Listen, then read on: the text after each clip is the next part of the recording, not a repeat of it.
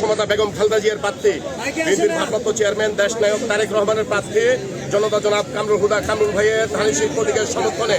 আজকে আপনারা দেখেছেন উজিরপুর ইউনিয়ন বিএনপি, যুবদল, ছাত্রদল, স্বেচ্ছাসেবক দল, কৃষক দল, শ্রমিক দল, তাঁতি দল, মৎস্যজীবী দল এবং প্রবাসী ফোরামের উদ্যোগে আজকে মিয়াবাজারে উজিরপুর ইউনিয়নের জনসমুদ্রে পরিণত যে আদর্শের প্রতিটি সৈনিক সকল ষড়যন্ত্র মোকাবেলা করবে।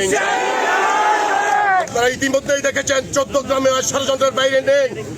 তারা যখন দেখেছে দীর্ঘ 17 বছর